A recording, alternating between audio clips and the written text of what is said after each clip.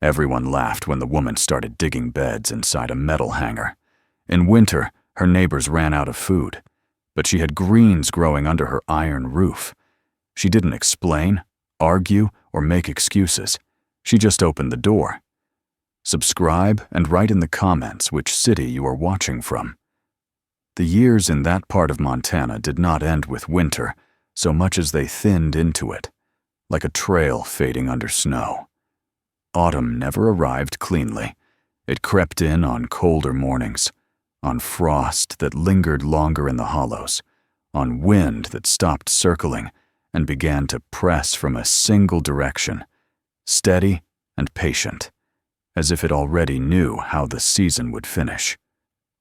By the time the first real snow fell, the land had already decided what it would allow and what it would take away. The homestead sat on a rise of stubborn ground, a day's ride from town, far enough that help was never quick and never free. The house was sound, built by careful hands years earlier, with walls thick enough to quiet the wind and a roof pitched steep so snow slid away instead of settling. There was a small barn, a shed, a root cellar dug into the slope, and fields that gave what they could in the brief months they were warm enough to do so. Nothing about the place suggested ruin. It suggested endurance. But endurance, she had learned, was not the same as sufficiency. She had lived there long enough to know the rhythm of it better than any calendar could tell her. Spring arrived late and left early. Summer came hard and bright, then vanished almost overnight. Autumn offered a brief accounting of what had been done right and wrong, and winter delivered the verdict. Every year, the numbers looked acceptable on paper. Every year, the paper lied. She was not young, but neither was she old. Her hands bore the thickened skin and small scars of someone who had worked without pause since girlhood. Her movements had lost any wasted motion long ago. She rose before light, not because she wished to, but because the work demanded it. There was no one else to take the long view of things, no one else to remember where mistakes had been made, and where corners could not be cut again. The war had taken her husband east, and returned him only in the form of a folded letter and a final payment that disappeared quickly into lumber, seed, and tools. What remained afterward was the land and the obligation to make it answer. The winters did not kill her outright. They did something worse. They wore her down by inches. In October, the shelves always looked full. Potatoes lay stacked in the cellar, firm and clean. Jars lined the walls, their contents glowing amber and red in the lantern light. Grain sacks were tied tight and lifted off the floor. Smoked meat hung where air could reach it. She checked everything twice, sometimes 3 times, measuring not just what she had, but how long it would last if used carefully. By her reckoning, there was always enough. There had to be. By January, the margins narrowed. The potatoes at the edges softened first, then spread their spoil inward. Grain drew damp from the air and clumped, if not watched. Meat shrank faster than expected, not from hunger, but from the simple fact that cold made bodies burn more fuel. She cut portions smaller, not all at once, but slowly, so the change would not feel like panic. She kept track of what she took and what remained, adjusting the plan week by week. By February, the plan always failed. The cold did not merely sit outside the walls. It crept inward, changed the nature of things. Food stored carefully in autumn behaved differently after months of deep freeze and thaw cycles. Moisture condensed where it should not. Rot began invisibly, and then announced itself too late. By March, weakness settled into her bones. Tasks that should have taken minutes stretched into hours. Small cuts healed slowly. Illness, when it came, lingered. She was not the only one. The valley shared the same quiet affliction. People spoke of it indirectly, in remarks about poor luck or bad winters, about land that had never quite lived up to its promise. They did not say hunger. They did not say deficiency. They said winter was hard this year, as if it had not been hard the year before and the one before that. What troubled her was not that the land failed to grow enough in summer. It did. The fields gave what they could. What troubled her was that the earth went dead too early and came back too late. Between those 2 points lay the months that mattered most. She began to notice things she had ignored before. In early winter, she saw how snow, piled deep against the north side of the house, kept the ground beneath it from freezing solid.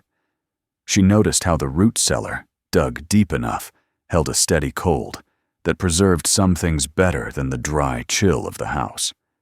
She watched steam rise from compost heaps long after the air turned sharp, and felt warmth there when everything else seemed drained of it.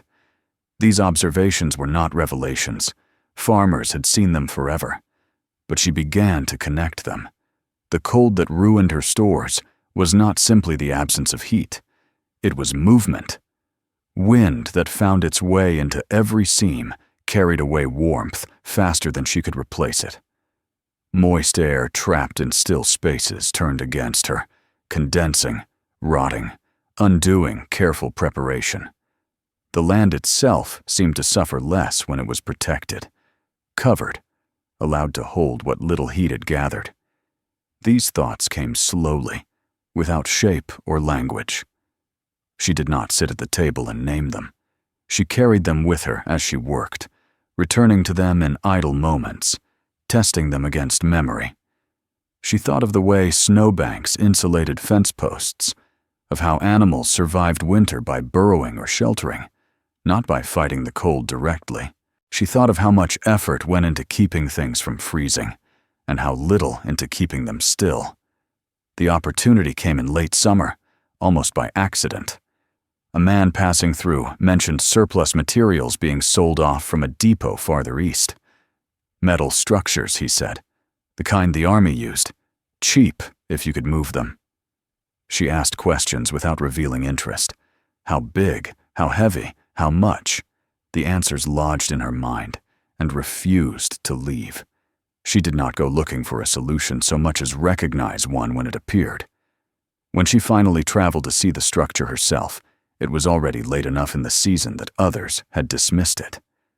The metal shell stood alone, curved and silent, its surface dull with age, but intact. It was meant to house machines, not people, and certainly not crops. She walked around it twice, then once more, counting steps, estimating space. She said nothing about what she intended. She did not yet know herself. Bringing it home cost more than she could afford easily. The money that paid for it had other claims, other uses that made more sense on the surface. She signed anyway. Pride did not enter into it. Neither did optimism. It felt like a gamble because it was won, and she had no illusions about that. When the sections finally arrived and were set down on her land, neighbors rode by to look. Some asked what she planned to store. She told them nothing. For weeks the structure sat empty. Its presence altered the landscape in a way that made people uneasy. It did not belong to the familiar order of barns and sheds. It suggested something unfinished or misguided. She let it stand as it was while she worked the fields, while she harvested and stored as she always had. The work of summer did not pause for speculation. It was only when the nights turned cold again that she went inside the metal shell and began to dig. The earth beneath it was no different from the earth outside, except that it didn't feel the wind.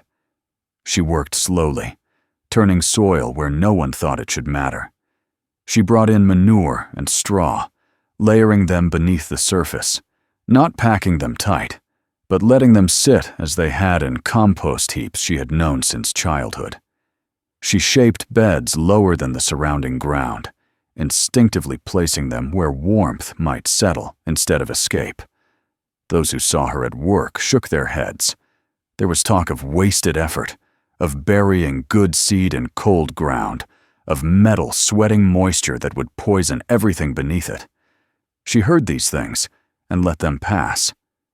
Explanation required certainty, and she did not yet have it. What she had was necessity, and a question she could no longer ignore. If winter took food not by hunger, but by cold and movement, what would happen if the earth itself were allowed to rest, protected from both? By the time the first frost came hard enough to leave the ground ringing underfoot, she had committed fully. The metal shell no longer felt like an empty gamble. It felt like a boundary she had drawn between what she could control and what she could not. The wind howled outside it as it always had. Inside, the air lay still. On the night before the first snow, she stood inside the structure and pressed her palm to the soil. It was cool, but not dead. For the first time in years, the approach of winter did not feel like a sentence already written. It felt like a test, one she had chosen to take, because the alternative was to fail the same way again. The land outside would freeze soon. She knew that. It always did. What mattered now was whether the ground beneath the iron arch could be made to wait. The first weeks after the frost did not reward her faith. They tested it. Inside the metal shell, the air behaved differently than it did outside, but not in the way she had imagined at first. The wind was gone, yes, its voice reduced to a distant pressure against curved steel. But what replaced it was not warmth. It was stillness, heavy and damp. In the mornings, when she pushed the door open, the smell told her the truth before her eyes did. Moist earth, too wet, too quiet. The metal skin of the structure was slick to the touch, cold and sweating, and along its lower curve, drops of water had gathered and fallen, darkening the soil in uneven patches. She stood there longer than she meant to, listening. Inside the shell, every sound lingered. Her boots on packed dirt echoed softly, then faded. Outside, the wind moved on without her. Inside, the air waited. She worked anyway. She finished shaping the beds, deepening them where her instinct told her cold would settle first. She layered the earth carefully, lifting it, loosening it, never pressing it down more than necessary. Beneath the surface, the mixture of manure and straw lay quiet, beginning a process she did not name but understood well enough to trust. She had felt its warmth in other places, had seen frost retreat from it even when the ground around stayed locked and hard.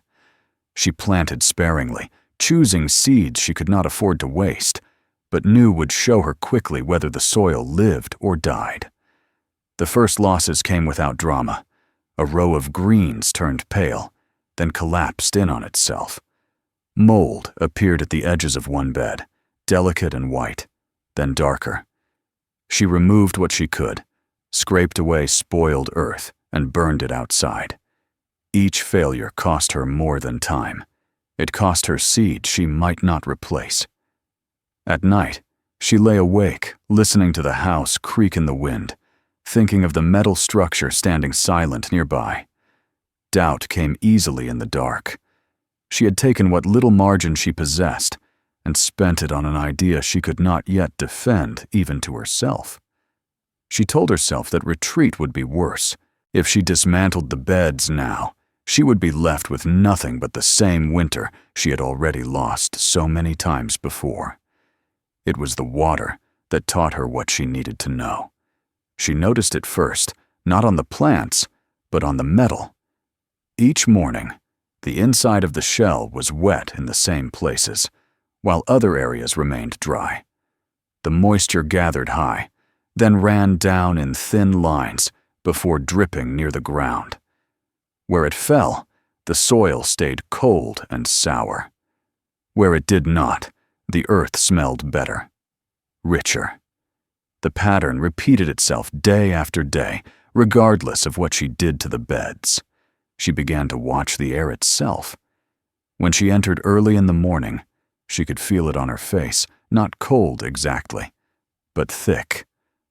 By midday, After the weak sun had traced its arc over the curved roof, the air felt different, lighter, and the moisture lessened. By evening, the heaviness returned. She understood then that she had stopped the wind, but she had trapped something else in its place. Air that did not move became an enemy of its own kind. Her first attempts to fix it were crude. She propped the door open for an hour, then 2, letting outside air rush in. The smell improved, but the soil cooled sharply, and by the next morning, the beds nearest the opening showed damage. She closed the door again, frustrated, and watched the problem return. What she needed was not exchange, but passage. She remembered cellars that breathed, barns that stayed dry, not because they were sealed, but because air found its way through them slowly, without force. She thought of how smoke rose when given a path and lingered when it was denied one. Warmth, she realized, carried moisture with it. If she let the warm air leave on its own terms, cooler air would follow, gently, without scouring the ground. She cut the first opening high, near the curve of the roof, choosing a place where the metal already showed the most moisture. The work was slow, careful. She framed the hole with wood, angling the interior so air would turn before escaping. When she finished, the shell did not look cleaner or more purposeful. It looked wounded.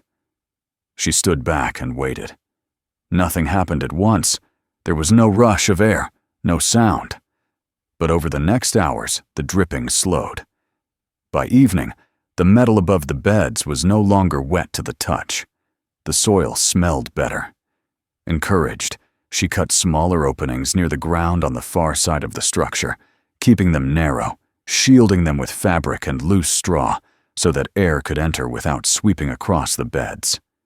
She adjusted them by hand, opening and closing them a finger's width at a time, learning what the space would tolerate. She made mistakes. One cold night, she left an opening too wide, and frost touched the nearest plants by morning. Another day, she closed everything too tightly, and the sour smell crept back. Each adjustment taught her something, not in theory, but in consequence. She learned to read the air by feel, to smell the difference between healthy dampness and rot.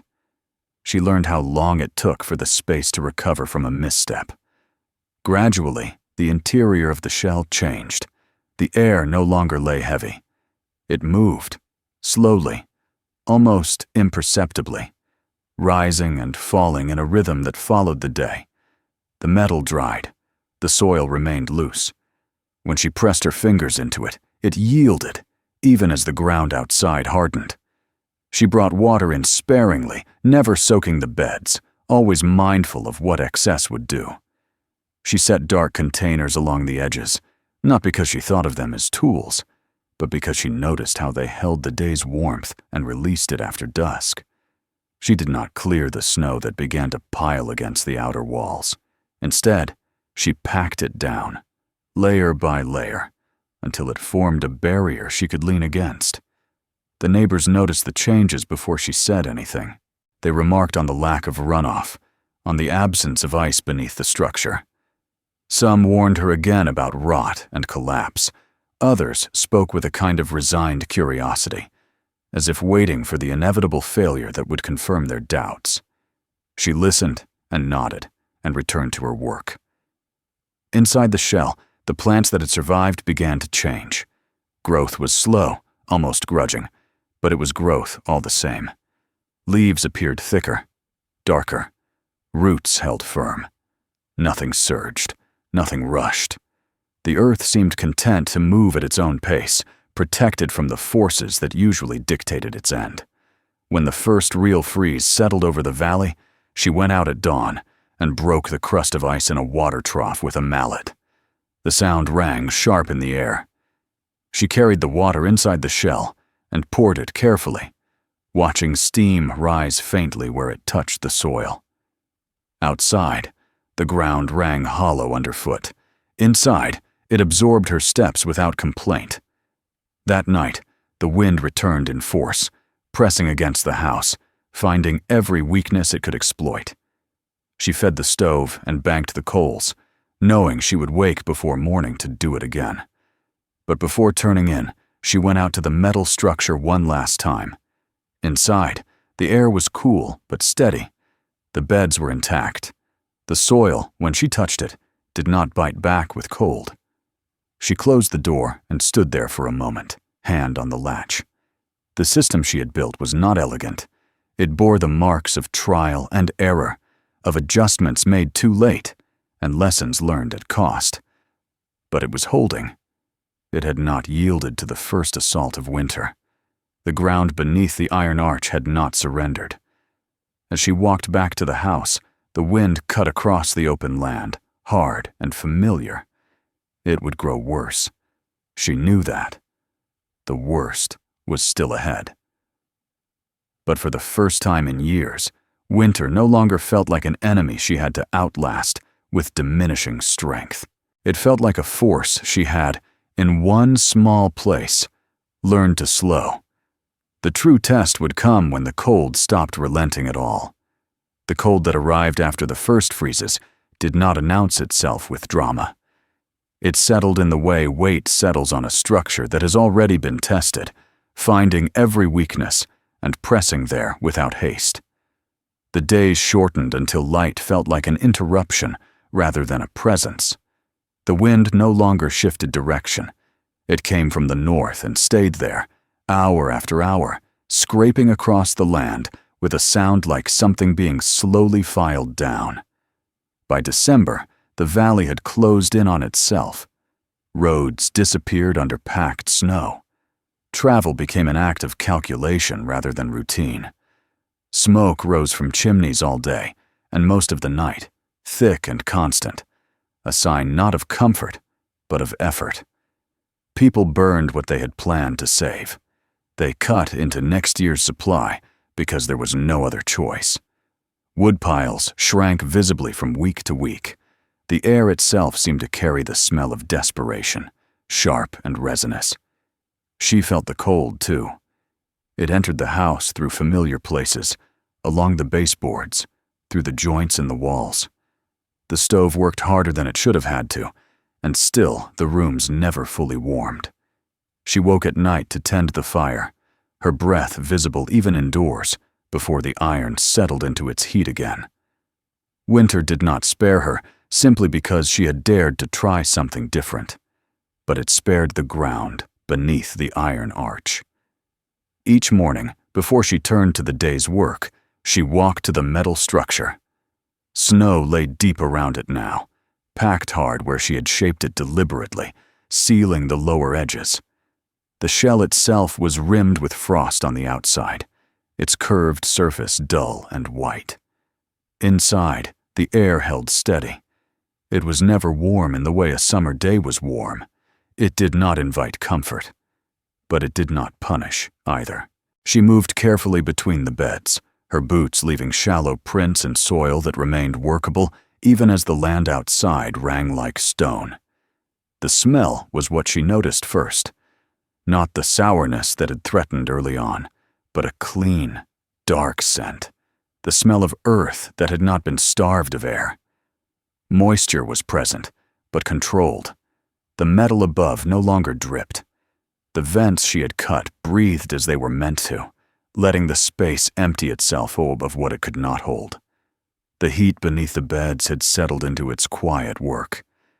She could feel it when she knelt, a faint warmth rising through the soil, not enough to be comforting to bare hands, but enough to keep the roots alive. She had learned not to disturb it unnecessarily. The beds were left alone more often than not, their stability more important than any urge to intervene. Outside the shell, winter tightened its grip. Chickens died despite being shut in with lanterns. Water froze in troughs, even when broken, morning and night. People spoke less at the trading post, their conversations reduced to what was necessary. News traveled slowly, and always carried the same theme. Someone had run out of wood. Someone's stores had gone bad. Someone was sick and not recovering as they should have. She felt the strain in her own body. The work did not ease simply because one experiment showed promise. Wood still had to be cut. Snow still had to be moved. The house still demanded heat and attention. But there was a difference now. Subtle at first, then undeniable. She did not wake with the same dull weakness she had come to expect by midwinter. Meals, though simple, carried something fresh with them. A handful of greens, cut carefully, added to soup. Not enough to boast about, not enough to share widely, but enough to remind the body of what it was meant to do. The first leaves had appeared quietly, without ceremony. She noticed them one morning while checking the soil, small and dark against the earth. She did not touch them at first. She let them exist, watched them over the course of days, making sure they were not a trick of timing that would be punished by the next cold snap.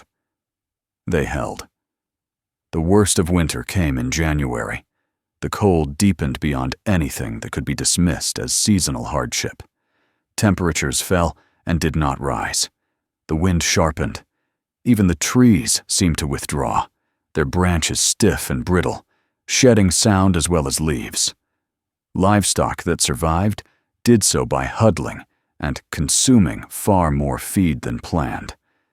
The margin between survival and loss narrowed to nothing. It was during this stretch that someone came to her door.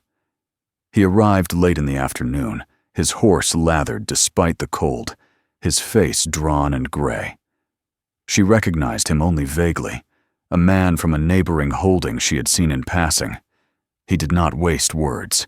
His child was sick. They had nothing fresh left. The stores they had counted on had failed sooner than expected. She did not answer at once. She listened, not to the plea itself, but to what lay beneath it. This was not begging, born of laziness or poor planning. It was the sound of someone reaching the end of what endurance could provide.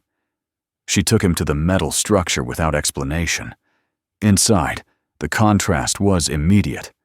The air did not sting. The smell was different from anything he had known in winter. His eyes adjusted slowly to the dim light, filtering through the curved roof. And when they did, he stopped moving. The beds were not abundant. They were not what a summer field would have produced. But they were alive. Green stood against brown in a season when nothing else dared. He did not speak for a long moment. When he did, his voice was low, not from reverence, but from recalibration. He was trying to understand how something he had accepted as impossible had been done without spectacle. She cut what she could spare. Not much. Enough for a few meals, enough to remind a body how to heal. She did not explain how it worked. She did not defend her choices. She simply let him see. Word did not spread because she wanted it to. It spread because winter gave people nothing else to talk about. Others came, some openly, some with embarrassment they did not try to hide. They noticed the lack of ice, the absence of rot. They felt the air with their hands, as if expecting it to reveal its secret through touch alone. They asked questions she answered indirectly, through demonstration rather than instruction. The cold reached its deepest point in late January. On one night, when the sky was clear and the stars sharp enough to feel like points of pressure, the temperature dropped further than anyone remembered.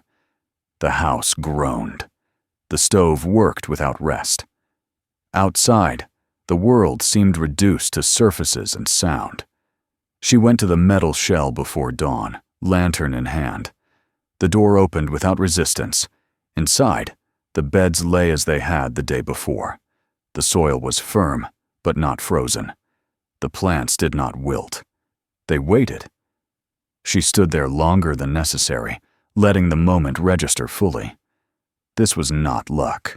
It was not a mild season mistaken for triumph. This was the system holding under the weight it had been built to bear.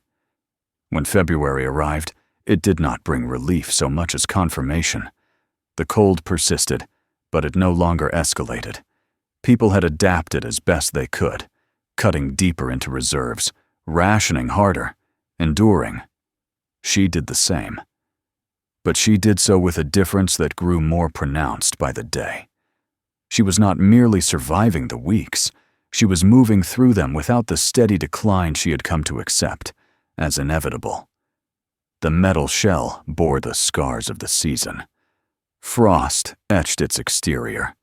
Snow piled high against its sides. Inside, the air moved slowly, faithfully, responding to the openings she adjusted by instinct, now rather than calculation. The ground beneath it remained awake.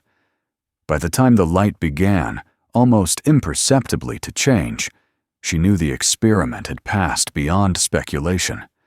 It had not failed when failure would have been final. It had endured the moment winter revealed its true nature. The question that remained was not whether it worked. It was what would happen once winter loosened its hold and people began to take stock of what had been lost, and what, against all expectation, had not. Spring did not arrive as a single moment that could be pointed to and named. It revealed itself the way survival often did in that country, through small, uneven signs that required attention to notice. The light shifted first, lingering a fraction longer in the evenings, touching the snow with a brightness that suggested change without promising it. Then the nights eased, not into warmth, but into a cold that no longer felt final. Winter loosened its grip reluctantly, as if testing whether the land had truly endured or merely waited. In the valley, the accounting began before the thaw was complete. People emerged from the season thinner, quieter, and altered in ways that were not immediately visible. Woodpiles stood reduced to stumps of what they had been. Fields lay untouched longer than usual, their owners lacking the strength or inclination to begin again too quickly. Illness lingered where it had taken hold, and debts, spoken of only indirectly, weighed on conversations that never quite reached optimism. On her land, the changes were subtle but decisive. She did not wake in spring already behind. The weakness that had marked previous years did not claim her.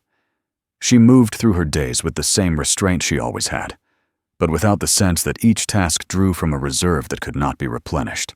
The food she had left was not abundant, but it was sufficient, and more importantly, it had been enough at the moment when insufficiency usually became collapse. The metal shell still stood rimmed with snow, though the edges softened daily. Inside, the ground responded first. The soil warmed in increments too small to measure, but large enough to matter. Growth, which had never stopped entirely, became more confident. Leaves broadened, roots pushed deeper. She did not accelerate the process. She had learned the value of letting the system reveal its own limits, rather than forcing it toward a result that might undo it. Those who came to see her in spring came with different eyes than those who had arrived in winter. Curiosity replaced desperation, though it remained cautious. They walked around the structure, examined the vents, felt the air move with their hands. They asked how much wood it required, how much attention. They asked, indirectly, whether it could be copied without risk. She answered as she always had, by doing rather than explaining. She opened doors. She adjusted openings while they watched. She showed them soil that had not frozen and plants that had not died back. She did not describe principles or make claims. She let the results speak. The first attempt to repeat what she had done came from a neighbor who lacked metal but possessed a surplus of lumber and canvas. He built a second wall around part of his house, leaving space where air could slow and settle. He did not replicate her system fully, nor did he expect the same results. But when his stores lasted longer than they had before, and his house held warmth more steadily, he said nothing publicly. He simply continued. Another man enclosed a portion of his barn where he kept soil instead of tools, using it to start plants earlier than he ever had. He did not call it anything new. He said only that he was keeping the ground from being punished unnecessarily. None of these changes were announced. They appeared quietly, one structure at a time, shaped by what each family could spare and what each piece of land would tolerate. The principle moved without needing a name. People spoke of sheltered ground, of stopping the wind, of letting heat linger where it mattered most. They spoke of winter differently, not as something to be endured blindly, but as something that could be approached with forethought. She watched these developments without pride and without urgency. Her own work continued much as it always had, guided now by knowledge that had been tested rather than guessed at. The metal shell remained part of the land, not as a monument to innovation, but as a tool that had earned its place through use. She maintained it as she did everything else, repairing where needed, adjusting where experience suggested improvement. As the thaw completed itself and the fields outside finally softened, the contrast between years became clear. In seasons past, spring had felt like a recovery from injury, a slow return to baseline after damage had already been done. This time, it felt like continuation. She did not begin the year by making up for loss. She began it by extending what had already been preserved. People noticed the difference, even if they did not articulate it. They remarked that she seemed unchanged by the winter, that she moved as if she had not been worn thin by it. They attributed it to temperament, or luck, or circumstance. She let them. Explanation would have required language they did not yet have, and she saw no reason to supply it. By the time planting season arrived in earnest, the metal shell had become simply another part of the working landscape. Children who visited no longer stared at it as something strange. They accepted it the way they accepted fences and sheds, as a structure with a purpose that did not require justification. To them, it was simply where green things appeared earlier than elsewhere. Years later, when similar shelters appeared beyond the valley, no one traced their origin precisely. Stories blurred, credit diffused. The idea traveled the way practical knowledge always had in that country, altered by necessity and stripped of ownership. Some versions worked better than others. Some failed outright. But enough succeeded that the practice endured. She never left the land because of what she had built. She left only when age and circumstance made the work itself too heavy to carry forward. When she did, the shell remained, weathered but intact, its purpose evident in the condition of the ground beneath it. Those who took over the place used it without ceremony, grateful for what it provided, without needing to understand how it had come to be. Winter continued to come, as it always would. It still tested structures and people alike. But in places where the wind was stopped before it could do its worst, and where the earth was allowed to hold what little warmth it gathered, winter lost some of its authority. It became weather again, not a verdict. The land did not remember her name. It did not need to. It remembered only what had been done to protect it at the moment when protection mattered most. And that, she understood, was enough. If this story changed how you think about survival and design, subscribe to the channel. Watch the next video to see another real technique that helped people endure harsh winters. Explore other videos on the channel for more frontier solutions that worked when failure wasn't an option. And if this story was useful to you, share it with someone who values practical knowledge.